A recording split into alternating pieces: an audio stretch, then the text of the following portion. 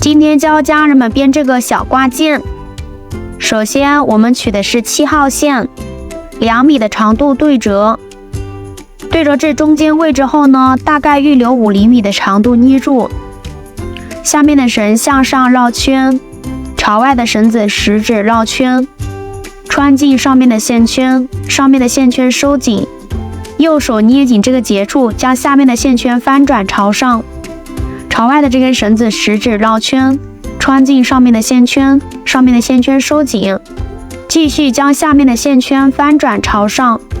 朝外的绳子在食指绕圈，穿进上面的线圈，上面的线圈收紧，继续翻转一个面，朝外的绳子食指绕圈，穿进圈里，两线再分别收紧。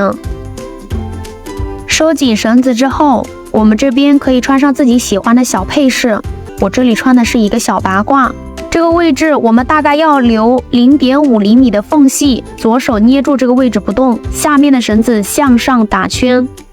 朝外的绳子食指绕圈，穿进线圈，收紧上面的绳子，左手捏紧这个结处，给它翻转一个面，朝外的绳子食指绕圈，穿进上面的线圈，然后上面的线圈收紧，将下面绕的线圈翻转朝上，朝外的绳子食指绕圈，穿进圈里，上面的线圈收紧，继续给它翻转一个面，朝外的绳子食指绕圈，穿进圈里，上面的线圈收紧，继续翻转。其实这个编法的话呢，就是叫金刚结的编法。后面这一段呢，全部都是重复编织金刚结，一直打到我们自己想要的长度就可以。一直重复编织金刚结，我这边打了大概有10厘米的长度，然后将两线分别收紧了，拉紧之后，我们再将打的金刚结给它对折。我们这个挂绳呢，放在两绳的正中间，然后继续开始打包心金刚结。下面的绳子向上绕圈，朝外的绳子食指绕圈，穿进上面的线圈，上面的线圈收紧。